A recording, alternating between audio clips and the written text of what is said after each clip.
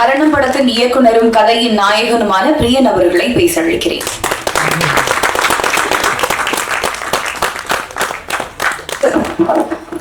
சுயம் கொளுத்தி படைப்பாளனுக்கு தமிழ் தாய்க்கு வணக்கம். மேடையில் வந்திருக்கக்கூடிய அன்பு சொந்தங்களுக்கு வணக்கம்.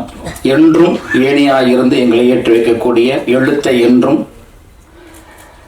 உச்சத்தில் வைத்திருக்கக்கூடிய அத்தனை பத்திரிகை ஊடக நண்பர்களுக்கு வணக்கம். என் நெஞ்சிற்கினிய தமிழ் திரைப்பாக்கூட சொந்தங்களுக்கு வணக்கம். காரணம் ஒரு பெரும் தர்மம் தான் அது. அதாவது ஒரு சொல்லியிருந்தாங்க, பெரும் புள்ளிகள் எல்லாம் வரலன்னு. பரவாயில்ல, சிறு சிறு புள்ளிகள் சேர்ந்து தானே ஒரு நாள் பெரும் புள்ளி ஆகும். அதனால ரொம்ப நல்ல பெரிய அனுபவமான இது நல்லா இருக்கு எனக்கு இந்த அனுபவம். அதனால அவர் சொன்ன மாதிரி ஆன்டி டிப்ரெஷன், இன்சோம்னியா இது எல்லாமே வந்துருச்சு எனக்கு. அது பரவாயில்ல. ஆனா 20 வருடம் சினிமாவில் இருந்தவனே நீங்க இந்த அடி அடிக்கிறீங்கன்னா புதுசா அவரோட என்ன அடிடாடி அடிப்பீங்கன்னு தோணுது. இன்னும் ஒரே ஒரு திமிரு, அது தமிழ்னால இருறா நான் நின்று பாக்குறேன்டா நிக்கிறேங்க, வேற ஒன்றும் இல்லை. வேற ஆளா தான் நிற்பாங்கன்னு நான் இருக்கிற இடத்துல பேர்பட்ட ஒரு விளையாட்டு விளையாடுறாங்க சீரியஸா. என்ன மாதிரியான அரசியலா இருக்கு. ஒரு கலைக்குள்ளேயே கலையை கொள்கிறவர்கள் இருக்கிறது அது சினிமாவா தான் போல இருக்கு. வெளியில இருப்பானு தெரியல. வெளியேருந்து ஒரு எதிரி வருவான், வெளியேருந்து ஒரு விஷயம் வரும், எங்கேயாவது ஒரு 2 துரோகி இருப்பான், இடுப்புல குத்துவான். மொத்த பயில சுத்தி இருக்கிறவங்களுக்கும் சினிமாவை அழிப்பதற்கான ஆட்களாவே இருக்கிறாங்கன்றத உண்மையுமே கண்மாடி பார்க்க நேர்ந்தது. இன்னொரு பாடலாசினா வருவோம், 25 பேர் இருப்பாங்க, அது 2 நிமிஷம் நம்ம பேசிட்டு இறங்கி போயிடுவோம். இதுதான் நமக்கான மேடை. அந்த ஒரு 2 வருஷம் வேற ஒரு பார்வை. இங்க வந்திருக்கக்கூடிய அவருக்கும் நன்றி. நான் சொன்ன மாதிரி மோகன் அவர்கள் எல்லாம் வெளியாடலாம் கிடையாது. அதனாலதான் நான் அவரை நான் விருப்பு விருந்தினர் லிஸ்ட்லயே சேர்க்கல. அவர் என் குடும்பம், எனக்கு 15 வருடம் எனக்கு தெரியும் மோகன் அவர்கள். நான் ஒரு அடிப்படையில இருந்து நாங்கள் பயணிச்சிருக்கோம். பழையவனார்பட்டிக்கு முதல்ல இருந்து அவர் எனக்கு பழக்கம்ன்றதுனால ஒரு முறை சொல்லியிருக்காரு, அண்ணன் ஒரு புது பையனுக்கு பாட்டு தரேன், குக்குன்னு ஒரு பாட்டு எழுத போறானே, நீங்க என்னென்ன சொல்றீங்க, சந்தோஷமா கொடுங்கன்னு சொன்னேன் அவர்கிட்ட. எனக்கு பாட்டு வேணான்னு சொல்லி நான் ஒரு புது பையனுக்கு பாட்டு கொடுத்தேன். அந்த திரௌபதியில நினைக்கிறேன், எனக்கு வேணாம், நான் எழுத 400 ஒரு பாடல் ஆயிரும், நீங்க அந்த புது பையனுக்கு கொடுங்க. அந்த பையனுக்கு பேச வச்சாரு. அந்த பையனுக்கு பேசினாப்புல ரொம்ப மகிழ்ச்சி. ரொம்ப யதார்த்தமான ஒரு கலைஞன் அவர், பெரிய தில்லு உள்ளவர். அதுதான் வேணும் இன்னைக்கு. அதெல்லாம் இன்னைக்கு காணாம போச்சு. இன்னைக்கு கலைஞர்கள் வீரியமே இல்லாம இருக்கிறாங்கன்றது ரொம்ப கோபமா இருக்கு. மோகனுக்குலாம் சரியான வீரியம் இருக்குல்ல. இப்படிதான் அன்னைக்கு எல்லா கலைஞர்களுமே இருந்தாங்க. நீங்க யோசிச்சு பாருங்க, ஒரு காலகட்டத்துல அவ்வளவு தைரியமான வீரியமான கலைஞர்கள் இருந்தாங்க. படமே நீ பார்க்க கஷ்டமா இருக்கு. வெற்றாம குத்துறான் இருக்கட்டும் என்னமே. அதுல நன்றி மோகன் அவர்களே. இருந்தாலும் சொல்றதுக்காக ஒரு பேச்சுக்காக மகிழ்ச்சி. ஒரு 3 தரப்பா பேசியிருந்த இடத்துல அரணம் குழுவுக்கு என்னுடைய நன்றியை தெரிவிச்சுக்கிறேன். முதல்ல கதைநாயகி வர்ஷா, அதாவது தன்னுடைய இசை வெளியீடு விழாக்கு, தன்னுடைய படத்துடைய ப்ரமோஷனுக்கே வரமாட்டாங்க கதைநாயகிகள். இந்த பொண்ணு எனக்கு கிட்டத்தட்ட அசிஸ்டன்ட் டைரக்டர் மாதிரி அவ்வளோ வேலை பார்த்துருக்காங்க. அது இப்படி ஒரு கதாநாயகி கிடைப்பாங்கன்னா கிடைக்கும். அதாவது அவங்களுடைய ஷெட்யூல் முடிச்சுட்டு போயிடுவாங்க. நீங்க நம்ப மாட்டீங்க, மொத்த படமும் அவங்க எங்க கூட தான் இருந்தாங்க முழுக்க. நீங்க இருந்திருக்க, ஏன்னா எங்களுக்கு எந்த கேப் கிடைக்கும் எங்களுடைய காம்பினேஷன் நாங்க பதிவு செஞ்சுட்டே இருப்போம். 12-12:30 மணிக்கு திடீர்னு போய் சேலை மாத்திடுவாங்கன்னு சொல்லுவேன். நம்ம அப்படியே சட்டை மாற்றி வந்துடலாம். ஓடி போயிட்டு தட்டு ஓடி கிளம்பி வருவாங்க. அவ்வளோ தூரம் இந்த நிமிஷம் வரைக்குங்க ஒரு சப்டைட்டில் ஒரு சின்ன ஒரு திருத்தம் இருக்குன்னா அதை அவங்க பார்த்து சொல்லிட்டு இருக்கிறாங்க. ஆச்சரியமா இருக்கு. என்ன கேட்டீங்கன்னா அவங்க கதைநாயகின்னு சொல்றோட ஒரு சிறந்த கலைஞர்னு சொல்லுவேன் இந்த படத்துக்கு. நான் அப்படிதான் அவங்கள ரொம்ப நன்றி. அதே போல ஒளிப்பதிவாளர் அவரும் ரொம்ப சிறப்பு. ஒரு முறை என்ன அவருடைய தப்பாட்டு சார் ஒரு வயது கருதி மேல ஒரு உயரத்துல ஏறி ஒரு சின்ன அரசியங்கள்ல நடக்கணும், விழுந்தாருன்னா முடிஞ்சு போச்சு. அந்த அரசியங்கள்ல ஏறி ஷூட் பண்ணணும்னு சொல்லிட்டு இருக்கேன். சார் இது மேல ஏறி நடக்க முடியுமா? அரசியங்கள் செவரு தான் இருக்கு பில்டிங் மேல. திரும்பி பார்த்தா கேமரா தூக்கிட்டு மேல இருக்காரு. எனக்கு பக்குது அசால்ட்டா எடுத்துட்டு, அதான் பெரிய விஷயம். ரொம்ப நன்றி சார் அந்த வகையில. அதே மாதிரி இந்த படத்துக்கு ரொம்ப முக்கியம். ஏன்னா இந்த கதை எப்படிப்பட்ட கதை அதை கொடுத்து நான் அடுத்து பதிவு செய்யறேன். ஒரு எழுத்தை நம்பியே வந்த ஒரு படம் இது. அந்த வகையில பிகே அவர்கள் அலுவலகத்தில் கூட்டு முதல்ல கதை சொன்னேன். அவர் வார்த்தை சொன்னாரு, சார் எனக்கு சம்பளமே நீங்க என்ன வேணா கொடுங்க, நான் படம் பண்றேன்னு சொன்னாப்புல. நீங்க எந்த டெக்னீஷியன் அப்படி சொல்லுவாங்க, சம்பளத்தை விடுங்க சார், இந்த கதை ரொம்ப வித்தியாசமா ஒரு படத்துக்குப்பாதான் இது எனக்கு பேரை தரும், ஏன்னா விட்டுருங்க இந்த படம் எனக்கு நான் செய்யறேன் அப்படின்னு சொல்லி ஒரு விஷயம் செஞ்சாப்புல. ரொம்ப மகிழ்ச்சி. நன்றி பிகே அவர்களே. அதே போல என்னுடைய இசையமைப்பாளர் இன்னொரு கதைநாயகி. எல்லாருக்கும் ஒரு சிக்கல் இருக்கு. உங்கள்கிட்டயும் ஒரு வேண்டுகோள் வச்சுக்கிறேன், தயவு செஞ்சு பாத்துக்குங்க. சுத்தி காய்ச்சலா இருக்கு, எல்லாருமே உடல்நிலை சரியில்லாம இருக்காங்க. அதனால ஒரு அன்போட நான் உங்களை கேட்டுக்கிறேன், நீங்க தண்ணி குடிக்கிறது எல்லாம் சாப்பிடுறது எல்லாமே பாத்துக்குங்க. ஓமந்தூரார்ல ஒருத்தர் அட்மிட் ஆயிருக்காப்புல, இசையம்பாளர் இடத்துல அட்மிட் ஆயிருக்காப்புல, இந்த பொண்ணு மதுரையில் அட்மிட் ஆயிடுச்சு. எல்லாருக்குமே உடல் சரியில்லாம போகுது. ஒரே மாதிரியான பிரச்சனை வருதுங்க. அது இந்த மழைக்கு பிறகான சிக்கலான எனக்கு தெரியல. நீங்க எல்லாருமே வெளியே போயிட்டு இருக்கிறவங்க, வெளியே சாப்பிட்றவங்கன்றதால ஒரு அன்பு கோரிக்கையா வைக்கிறேன். தயவு செய்து உங்களுடைய உடல்நிலையை பார்த்துக்கங்க. தண்ணி உணவுல மட்டும் கொஞ்சம் கவனமா இருந்தா நான் கேட்டுக்கிறேன். இல்லைன்னா இன்னைக்கு அவங்களாம் வந்திருப்பாங்க. அவங்க வர முடியாது. இசையமைப்பாளரே இல்லை பாருங்க, அவர் வர முடியாத ஒரு சூழல்ல ஒரு சிக்கல் வந்து நேர்ந்தது. அந்த ஒரு சமூக அக்கறையோட உங்களையும் கேட்டுக்கிறேன்.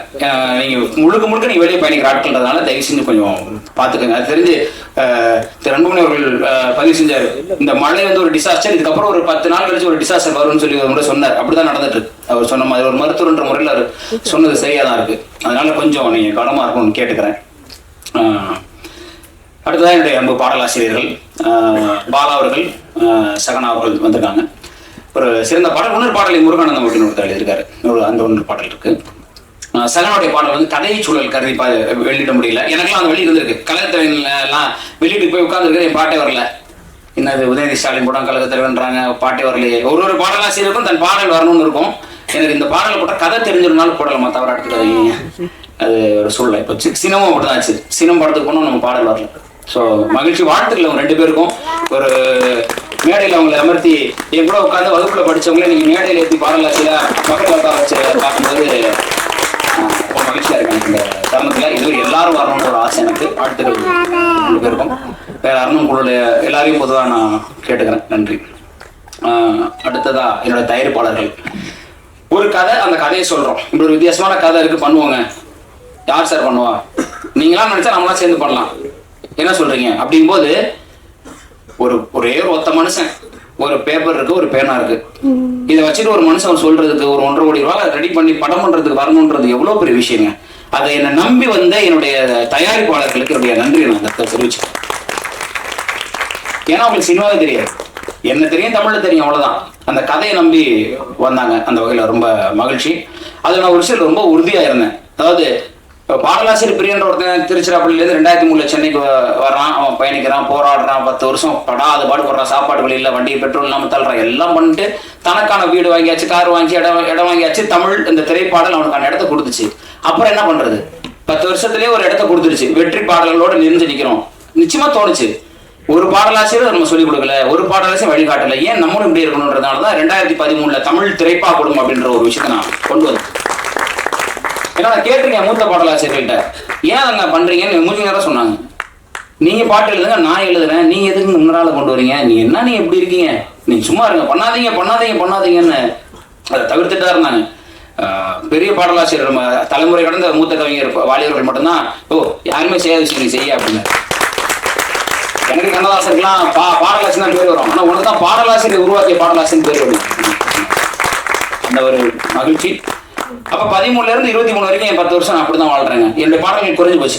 நீங்க பாத்தீங்கன்னா தெரியும், 2003 2013 வரைக்கும் தட்டி தூக்கியிருப்பேன் அவ்வளவு பாடல்கள். அப்புறம் 13ல இருந்து 23 வரைக்கும் பாத்தீங்கன்னா எழுதிட்டு தான் இருக்கேன். இப்போ வரைக்கும் எழுதிட்டு தான் இருக்கேன். இருந்தாலும் பாத்தீங்கன்னா கொஞ்சம் கம்மியா இருக்கும். ஏன்னா நான் சம்பாரிச்சு இன்னொரு கார் வாங்கலாம், இன்னொரு வாங்கலாம். அதனால என்ன பண்ண போறோம்? போகும்போது ஒண்ணும் கிடையாது. ஒரு 10 பேருக்கு அறிவை கொடுத்து செல்வது, அறிவு தானம் தான் உங்களுக்கு மிக சிறந்தது. சாப்பாடு போட்டு அடுத்த பசிக்கும், ஆனா அறிவை கொடுத்துட்டானா அவன் காலத்துக்கு நிலைச்சு நிற்பான். அப்புறம் நான் படித்தேன், தமிழ்னு மேடை பேசிக்கிட்டு வளர்த்துக்கிட்டு கட்சி வளர்த்துக்கிட்டு இருக்கிறதுக்கு அதுக்கு நான் சொல்லிக் கொடுக்குறதா உண்மை. தமிழுக்கு நான் திருப்பி என்ன செய்யறேன்னு ஒன்று இருக்குல்ல. என் மொழி எனக்கு உணவிட்டு இருக்கிறது, என் மொழி எனக்கு கலை கற்பித்திருக்கிறது, என் மொழி என்னை வாழ்வித்திருக்கிறது. அந்த மொழிக்கு நான் என்ன செஞ்சேன்றதான் அப்பதான் கலைஞன்னு சொல்லிக்கிறது எனக்கு தகுதி இருக்கு. அந்த வகையில ஒரு 200-250 பேருக்கு எந்த பாரபட்சமும் மற்ற ஒருத்தர் சொன்னார், உங்களுக்கு எதிரிகளை நீங்களே உருவாக்கி கொண்டீர்கள்னாரு. நான் ரொம்ப மகிழ்ச்சி. போர்க்களத்தில் நிற்பதற்கான தைரியமும் துணிச்சலும் எனக்கு இருக்கிறது. என் எதிரில் நிற்பவன் ஜெயிச்சா நான் தான் ஜெயிச்சேன், தோத்தா நான் தானே ஜெயிச்சேன். என் பிள்ளைங்க தானே அதெல்லாம். அந்த மாதிரி அதில் ரொம்ப மகிழ்ச்சி. அதன் வழியாகத்தான் இன்னைக்கு அரணம் வந்தது. கதையை நம்பி வந்தாங்க, அவ்வளவுதான் நான் சொல்லுவேங்க. கதையை நம்பி வந்த தயாரிப்பாளர்கள் பிரச்சனைகள் இருக்கதான் செய்தது. ஒரு இயக்குனராக படம் எடுக்கும் பொழுது ஒரு விஷயத்தை பார்க்கும்போது மாற்றணும்னு தோணுச்சு. அப்பதான் மோகன் அவர்கள்லாம் வந்தாங்க. மோகன் என்ன விஷயங்கள், அவர் சில விஷயங்கள் சொன்னாங்க. அப்புறம் இப்படின்னு மாத்தி பிரச்சனை, அதாவது சினிமா பிரச்சனை தான், அது இல்லைன்னு சொல்ல மாட்டேன். வருத்தம் என்னன்னா, இப்படி பிரச்சனையாவே ஒருத்தன் வாழ முடியுமா சினிமால? வெளியேற்று பிரச்சனை தான் சமாளிக்கலாம். இப்ப சேகுவேராவுக்கும் பிடல் காஸ்ட்ரோவுக்கும் அமெரிக்க ஏகாதிபத்தியத்துல இருந்தா பிரச்சனை வந்தது. சேகுவேராவும் பிடல் காஸ்ட்ரோவும் பிரச்சனை இருந்தா என்ன பண்றது? இங்க அப்படிதான் இருக்கு இல்லையா? அமெரிக்க ஏகாதிபத்தியம் இருந்துச்சு, தைரியமா இருந்தாங்க. அதுக்கு ஒரு காரணம் இருந்து வெளியே ஒருத்தன் உள்ள வந்தான். உள்ள திருமாலே பாடலாசிரியர் தானே நீங்க நடிக்கிறீங்களா? அங்க ஆரம்பிக்கிறது வன்மம். நீங்க ஏன் டைரக்டர் ஆறீங்க? நான் என்ன வேணும் எனக்கு தோணுகிறது, எனக்கு ஒரு விஷயம் இருக்கு, என் சுதந்திரத்தை பறிப்பதற்கு உனக்கு என்ன பிரச்சனைன்ற அளவுக்கு நீ பண்ணக்கூடாது.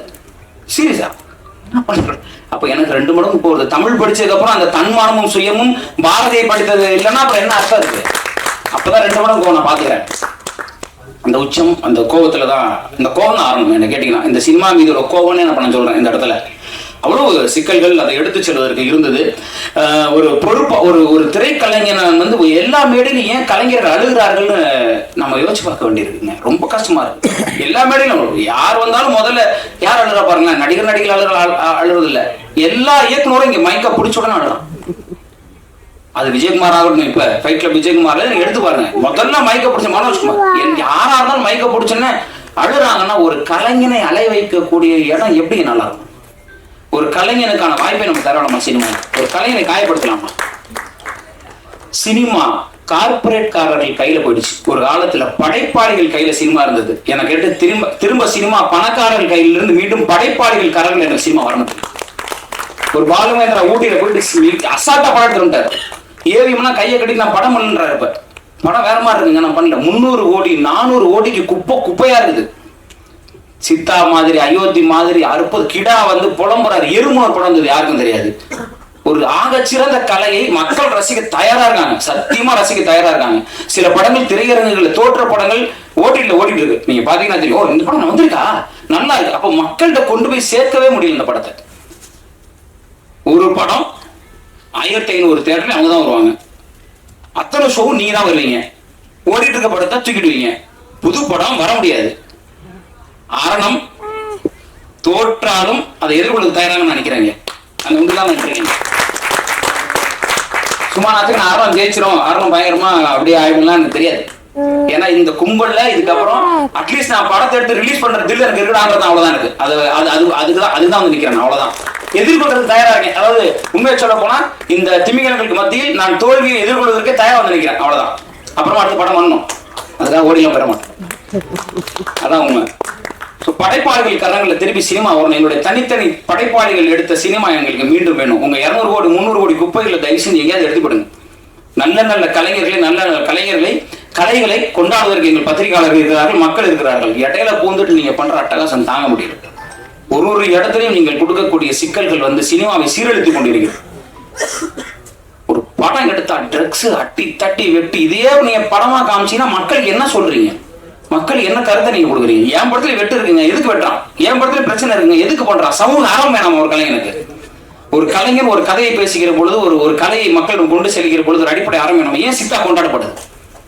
ஒரு பெண் குழந்தை மீதான பாலியல் வன்முறை பேசுகிற பொழுது எத்தனை குடும்பங்களுக்கு அது போய் சேருது? ஏன் அயோத்தி கொண்டாடப்பட்டுச்சு? எங்கிருந்தோ அந்த வடநாட்டு பெண்ணுக்கான ஒரு அன்பை எங்கிருந்தோ ஒருத்தர் செலுத்துறான்ற போது அந்த படம் எவ்வளவு பேருக்கு போய் சேருது?